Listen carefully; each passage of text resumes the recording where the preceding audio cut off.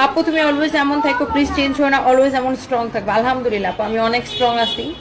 আমাকে এত হিলে ধুলে ফেলানো এত সহজ না, আর মনের জোর অনেক বেশি আপু। কারণ আপনি যখন জানবেন আপনি পরিশ্রম করছেন, কাজ করছেন, সো আপনার একটা মেয়ের জীবনে, বিশেষ করে আমাদের দেশে একটা মেয়ে যখন স্টাবলিশড হয়, তার পিছনে তাকে পিছন থেকে টেনে ধরার মানুষের অভাব পড়ে না, বুঝছেন?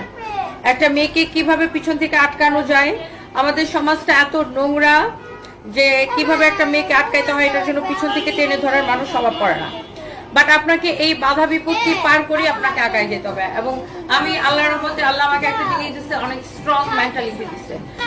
আপু একদম ঠিক বলছেন, আসমা খানম কান্তা, একদম আপু। এক একটা মেয়ের জীবনে এক এক রকমের সমস্যা ফেস করতে হয়।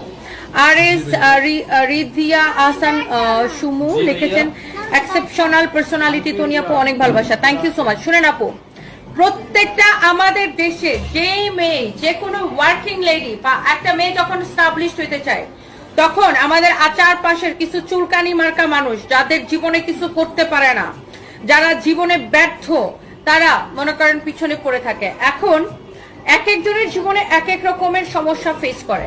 হ্যাঁ, এক একজনের জীবনে এক এক রকমের সমস্যা ফেস করে। এক একজন, এক একটা মেয়ে তার জীবনে এক এক রকমের ধাক্কার সম্মুখীন হয়। ধরেন আমি এক রকমের ধাক্কার সম্মুখীন হই, আপনি এক রকমের ধাক্কার সম্মুখীন হন।